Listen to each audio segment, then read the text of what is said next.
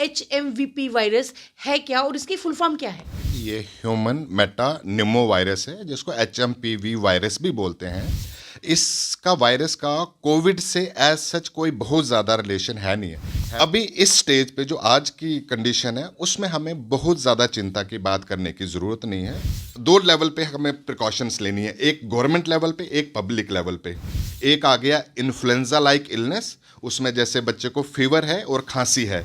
एक तो इसमें हमें सतर्क रहना है कि भाई ये नॉर्मल जुकाम खांसी भी हो सकता है जो सीजनल होता है, और दूसरा आता है एक टर्म आती है जिसको हम बोलते हैं SARI, जिसकी फुल फॉर्म होती है सीवियर एक्यूट रेस्पिरेटरी इलनेस। उसमें बुखार खांसी के साथ साथ आपको फास्ट ब्रीदिंग या सांस लेने की तकलीफ होगी। आपने इमीडिएटली जो पास में हॉस्पिटल या कोई भी फैसिलिटी है वहां चले जाना, डॉक्टर आपको देखेगा।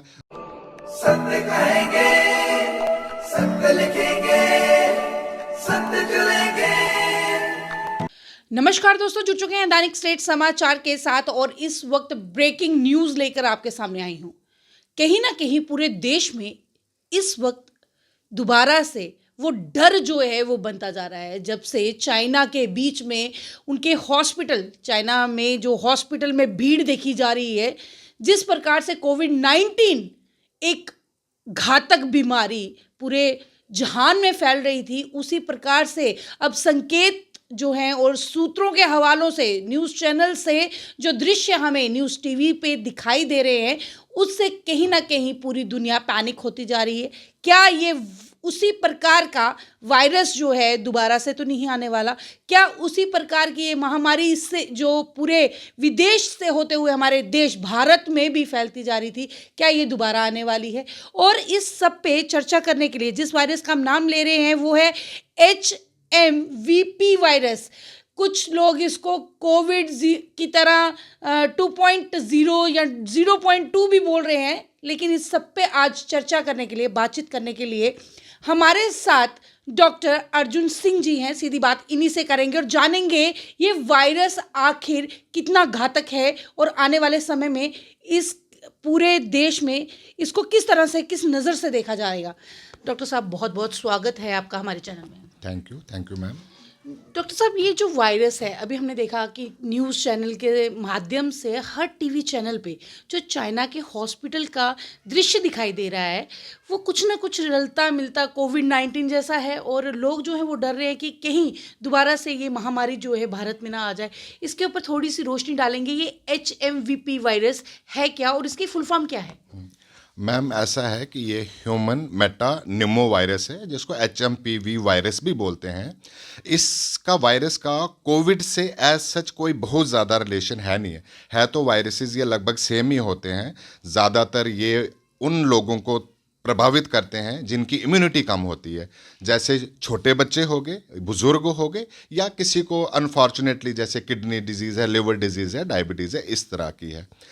अभी इस स्टेज पे जो आज की कंडीशन है उसमें हमें बहुत ज़्यादा चिंता की बात करने की ज़रूरत नहीं है। जो चाइना है वो थोड़ी सी क्लोज्ड सोसाइटी है, वहाँ से कभी कभी फुल इन्फॉर्मेशन मिलती नहीं है, बट फिर भी जो हमें अभी तक रिपोर्ट्स हैं उसमें वहाँ पे ऐसा पता चला कि उधर मल्टीपल वायरसेस थोड़े सर्कुलेट हुए हैं, जिसमें एक ह्यूमन मेटान्यूमो वायरस भी है। बट जैसे इन्फ्लुएंजा वायरस है, रेस्पिरेटरी सिंसिटिव वायरस है, वो भी इस सीज़न में, स्पेशली जो ये विंटर सीज़न होता है या जो आने वाला स्प्रिंग सीज़न है, इसमें काफ़ी ज़्यादा होते हैं। और इस टाइम ऐसे भी किसी भी सोसाइटी में, किसी भी कंट्री में थोड़ी सी जो वायरल इन्फेक्शंस का जो इंसिडेंस है वो बढ़ जाता है। अब वहाँ पे एग्जैक्ट पिक्चर तो मैंने बताया, China is a close society, वो मीडिया के साथ इतना ज़्यादा इंटरेक्शन नहीं करते हैं, वो रियल पिक्चर नहीं बताते हैं। हमें दो लेवल पे हमें प्रिकॉशंस लेनी है, एक गवर्नमेंट लेवल पे, एक पब्लिक लेवल पे। गवर्नमेंट अपना काम कर रही है, जैसे मान लो बाहर से कोई पेशेंट आता है with such symptoms, high grade fever, cough and कुछ और, वो उनको कहीं पे जैसे एयरपोर्ट पे जहाँ पे स्क्रीन करके तो अपना वो करे, वो गवर्नमेंट की रिस्पॉन्सिबिलिटी है। हमारी रिस्पॉन्सिबिलिटी पब्लिक में जो है वो as a doctor, as a media person, as a common public, समझो एक 3 स्टेप्स हैं। मीडिया वाला तो पब्लिक में अपना अवेयरनेस देगा कि भाई ये बीमारी किस किस्म की है, क्या क्या एहतियात रखने, किस तरह से इससे हमें फैलने नहीं देना हमारी अपनी कंट्री में, अभी हमें अपनी कंट्री का। उसमें अब मेरी रिस्पॉन्सिबिलिटी एज ए डॉक्टर ये है कि मैं फिर आपको बता दूं, ये ह्यूमन मेटान्यूमो वायरस कोविड से थोड़ा डिफरेंट है। ये हमारी पहले ही सर्कुलेशन में 2001 नीदरलैंड में हो गया था पहले ही डायग्नोज कि एक ऐसा वायरस है जो सोसाइटी में फैला हुआ है। ये जो वायरस है, क्योंकि सोसाइटी में पहले से ही फैला हुआ है, ये शायद कोविड जितना घातक नहीं होगा। ये मैं इस टाइम बोल रहा हूँ, आगे आगे रिसर्च में तो और पता लगेगा, क्योंकि कोविड एक न्यू वायरस था। सर ये क्या ये वायरस भी चेन से ही फैलेगा? जैसे मतलब कि हमने कोविड में देखा था, कोविड-19 में हैंडशेक से, कहीं खांसी करने से, छींकने से या पब्लिक डोमेन में आने से वो वायरस जो था वो फैल रहा था। तो ये जो HMVP वायरस है ये भी सेम एज इट इज़ इसी तरह से फैलता है? बिल्कुल मैम, मोड ऑफ स्प्रेड तो ऑलमोस्ट सारे वायरसेस का सेम है, जो आपने ऑलमोस्ट बता दिया। खांसने से जो ड्रॉपलेट्स हवा में फैलते हैं, 6 फीट की दूरी में अगर कोई हो तो फैलने का खतरा ज़्यादा होता है। क्लोज कंटैक्ट से, हैंडशेक से, छींकने से या किसी सरफेस को टच करने से, तो ये तो मोड ऑफ स्प्रेड सेम है। तो नेचुरली मोड ऑफ प्रिवेंशन भी ऑलमोस्ट वही सेम रहेगा। तो इसमें यही है कि अभी हम जनरल पब्लिक को तो नहीं बोलेंगे मास्क पहनो, बट जो पेशेंट इल है, who is suffering from influenza like illness, specially मतलब फीवर है, खांसी है, तेज़ मतलब थोड़ा सांस लेने की तकलीफ है, चेस्ट कंजेशन लग रही है, उसको सेल्फ क्वारंटाइन कर लेना चाहिए। He should stay at home. अगर कहीं मजबूरी में बाहर जाना है तो he should wear mask, he should not shake hands with other persons unnecessarily, and जो कफ एटिकेट्स हैं वो सारी वही जो ऑलमोस्ट कोविड में करना वही है हमने, बट पैनिक नहीं करना है। Don't try to equate with Covid. Covid was a little different illness, this is a different illness. हमें सहज और सजग रहना है, मगर पैनिक नहीं क्रिएट करना है किसी भी हिसाब में, क्योंकि इसकी मैक्सिमम चांसेस हैं कि मोर्टेलिटी भी उस लेवल पे नहीं होगी, स्प्रेड भी शायद उस मोर्टेलिटी का नहीं होगा, क्योंकि पहले कम्युनिटी में है तो पहले कुछ लेवल की इम्यूनिटी हमें होगी हमारे पास। डॉक्टर साहब हमने देखा था कि कोविड-19 में कुछ सिम्टम्स आए थे जिसके कारण हम सतर्क हो जाते थे कि नहीं अब हमें ध्यान देने की ज़रूरत है, शायद ये कोविड ना हो। तो इस वायरस के लिए भी सिम्टम्स जो हैं वो सेम रहेंगे या सिम्टम्स चेंज है? क्या क्या सिम्टम्स रहेंगे जिससे लगेगा कि नहीं वायरस तो इर्द गिर्द फैलने वाला है? अभी तो मैम जो गवर्नमेंट की इंस्ट्रक्शंस हैं कि पब्लिक को और डॉक्टर लेवल पे इसको हमें 2 मेन चीज़ें हमें नोटिफाई करनी है गवर्नमेंट को। एक आ गया इन्फ्लुएंजा लाइक इलनेस, उसमें जैसे बच्चे को फीवर है और खांसी है, तो ये सारी वायरल इन्फेक्शंस की यही प्रक्रिया होती है। एक तो इसमें हमें सतर्क रहना है कि भाई ये नॉर्मल जुकाम खांसी भी हो सकता है जो सीजनल होता है, but this can be some other illness also. और दूसरा आता है, एक टर्म आती है जिसको हम बोलते हैं SARI, जिसकी फुल फॉर्म होती है सीवियर एक्यूट रेस्पिरेटरी इलनेस। उसमें बुखार खांसी के साथ साथ आपको फास्ट ब्रीदिंग या सांस लेने की तकलीफ होगी। तो ये इन 2 सिम्टम्स में आपने क्या करना है, खुद तो आपको नहीं पता लगेगा कि क्या है, आपने इमीडिएटली जो पास में हॉस्पिटल या कोई भी फैसिलिटी है वहाँ चले जाना है। डॉक्टर आपको देखेगा, उसके रिलेटेड जो आपको मेडिसिन चाहिए होंगी, मेडिसिन भी इसमें बहुत ज़्यादा कोई देनी नहीं होती हैं। मेन इसमें होता है एक बेड रेस्ट, एक हाइड्रेशन, एक डॉक्टर के एडवाइस पे पैरास्टामोल फीवर के लिए या पेन के लिए, और बाकी आपने मॉनिटर करना है। बाकी जो डॉक्टर उसको अगर लगेगा ज़्यादा कोई प्रॉब्लम है, सैचुरेशन नोट करेगा आपका, बाकी चेस्ट ऑस्कल्टेट करेगा, अगर उसको लगेगा ज़्यादा है तो एडमिट भी कर सकता है कभी कभी। That is doctor's role. Patient का यही रोल है कि जैसे उसको जुकाम खांसी बुखार लगे, इमीडिएटली आपने जो नेक्स्ट लेवल पे कोई doctor, PHC, CHC, private hospital जाके वहाँ पे जाके उनको। डॉक्टर साहब आपने कहा कि ये बच्चे मतलब कि मोस्टली हम देख रहे हैं न्यूज़ चैनल्स पे भी देख रहे हैं कि 14 साल के नीचे बच्चों को ज़्यादा पकड़ हो रही है। सिर्फ बच्चों को ही रहेगा या यंग इसमें बूढ़े लोग भी शामिल हों?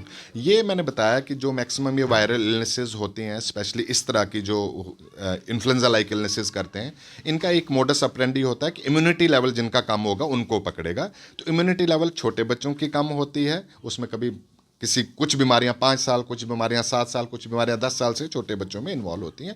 दूसरा बुजुर्ग हो गए, जैसे बुजुर्ग में हम 60-65 से अबोव को हम लेते हैं, उनमें भी इम्यूनिटी आस्ता आस्ता डाउन हो जाती है, उनको भी पकड़ सकता है ये। और तीसरा मैंने बताया जिनको अनफॉर्चुनेटली कोई कोमॉर्बिडिटी हो, वो जैसे अडल्ट अगर मगर है कोई 30 साल 35 साल का जवान, उसको अगर डायबिटीज़ है, कोई क्रोनिक किडनी प्रॉब्लम है, डायलिसिस पे है, या कोई लंबी तौर पे कोई इम्यूनोसप्रेसेंट दवाई ले रहे हैं, जैसे कुछ अनफॉर्चुनेटली कैंसर के मरीज़ ले रहे होते हैं, तो वो भी इसमें थोड़ा सा उनको एक्स्ट्रा प्रिकॉशंस लेनी पड़ती हैं। उनमें कभी कभी ज़्यादा सिम्टम्स आ सकते हैं। जी डॉक्टर साहब, अब घरेलू नुस्खे पे आ जाते हैं। जैसे आपने कहा कि इम्यूनिटी जिसकी वीक हो वही इसकी पकड़न में आ जाएगा, तो उसको स्ट्रॉन्ग करने के लिए घरेलू नुस्खे जो हैं वो किस तरह हैं? क्योंकि मोस्टली हमने देखा पिछली सर्दियों में भी यही रहा, मोस्टली सर्दियों में ही ये वायरस जो है फैलते हैं, तो इस बीच में इम्यूनिटी स्ट्रॉन्ग करने के लिए क्या घरेलू नुस्खे जो हैं वो अपनाने चाहिए? मैं बताता हूँ मैडम, ये जो घरेलू नुस्खे हैं ना, ये तो टाइम टेस्टेड हैं। और हमारा इंडिया की ट्रेडिशंस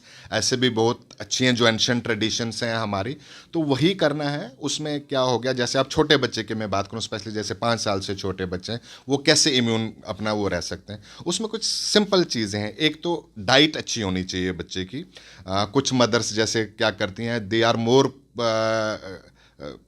मतलब बॉटल फीडिंग की तरफ ज़्यादा रुझान रहता है। तो बॉटल फीडिंग जो है, that is not very good thing to do. आपको छोटा बच्चा है, try to feed him with katori spoon, give him home made foods, avoid junk foods, protect the child from severe change in temperatures. जैसे well clothing करो उसको, जब बाहर जाते हो बिल्कुल ठंडी हवा में उसको प्रॉपर कवर करो, या जितना कम निकले उतना अच्छा है, मतलब नहीं निकले। और बाकी एज सच कोई मेडिसिन वगैरह की इसमें ज़रूरत नहीं होती इम्यूनिटी बढ़ाने के लिए। वही जो हम पुराने ट्रेडिशंस के हिसाब से, अच्छा खाना, अच्छा रेस्ट, अच्छी सेहत, यही अच्छा खान पीन, कोई एक्स्ट्रा ऑर्डिनरी कुछ कोई हमने ऐसा नहीं। देखा था डॉक्टर साहब, कहीं ना कहीं स्ट्रॉन्ग करने के लिए लोगों ने दालचीनी, चाय और अदरक जैसी चीज़ों का इस्तेमाल शुरू कर दिया था, पीना शुरू कर दिया था, कि इससे भी इम्यूनिटी स्ट्रॉन्ग होती है? मैम है तो ये भी इम्यूनिटी बूस्टर्स ही हैं। दीज आर माइक्रो न्यूट्रेंट्स होते हैं इनमें। ऐसा कुछ नहीं, आप सब कुछ जो मैंने बताया ना, ट्रेडिशनली जिनका विजडम आपको करता है कि ये अच्छी चीज़ें हैं, वो दीजिए, but don't go overboard. Overboard का मतलब होता है कि आप बाजार से काढ़ा ला रहे हैं, पैसे खर्च रहे हैं, सवेरे दोपहर शाम काढ़ा पिला रहे हैं। Ultimately what it will cause, it may cause some other thing, gastritis कर सकता है आपको, ज़्यादा प्रॉब्लम कर सकता। Simple, keep the things simple. जैसे आप बताएं, अब दालचीनी अदरक तो आपको पता है, थोड़ा बहुत खाने से तो अच्छा ही रहेगा, चाहे वो अडल्ट हो, चाहे बच्चा हो, चाहे बुजुर्ग हो। तो you can try home made remedies. सूखी हल्दी होती है, मतलब या कच्ची हल्दी होती है, या थोड़ा सा वो अच्छा होता है। ड्राई फ्रूट थोड़ा सा, मतलब इस तरह की चीज़ें, ये हमें पता है कि ये थोड़े एनर्जी डेंस फूड्स हैं और इनमें माइक्रो न्यूट्रिएंट्स ज़्यादा होते हैं। तो अगर इनका थोड़ा सेवन प्रॉपर तरीके से किया जाए तो they will also help in improving your immunity. Sir, आम जनता देख रही है, आपको लाइव देख रही है, आपको सुन रही है, भगवान का दर्जा दिया जाता है डॉक्टर्स को, और इस बीमारी से बचने के लिए हमारी जनता के लिए क्या मैसेज है? क्योंकि लोग जो हैं, जिस तरह की पिक्चर्स आ रही हैं, पैनिक होते जा रहे हैं।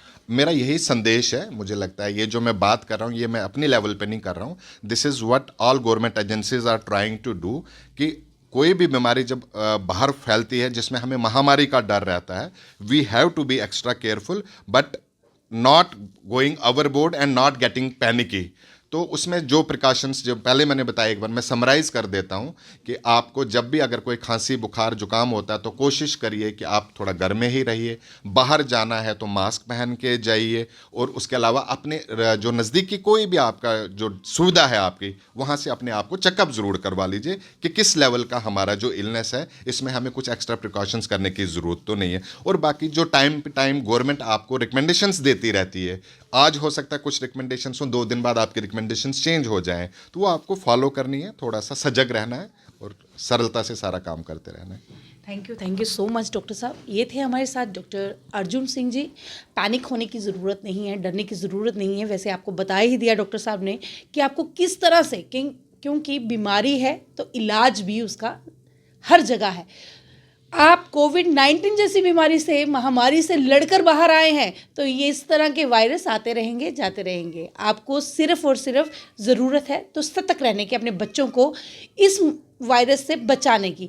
जहाँ भी सिम्टम्स लगें, पास के किसी भी डॉक्टर से, किसी भी फिजिशियन से, किसी भी हॉस्पिटल में जाके इलाज ज़रूर करवाएं, और साफ स्वच्छता का ध्यान ज़रूर रखें, क्योंकि वर्ल्ड हेल्थ ऑर्गेनाइजेशन ने भी इस बीमारी को रोकने के लिए अपना काम शुरू कर दिया है। बाहर से आने वाली फ़्लाइट्स हों, चाहे पैसेंजर्स हों, सबकी चेकिंग जो है प्रॉपर तरीके से की जा रही है, फिर ही एंटर किया जा रहा है। तो डरने की कोई बात नहीं। डॉक्टर्स हो या गवर्नमेंट हो, उसके साथ साथ आपको भी इस बीमारी से बचाव के लिए अभी से ही तैयारियां जो है वो शुरू करनी चाहिए, और अपने बच्चों की देखभाल करनी चाहिए। मुझे दीजिए आज्ञा। मैं कैमरामैन विक्रांत के साथ राबिया खजूरिया, दैनिक स्टेट समाचार के लिए।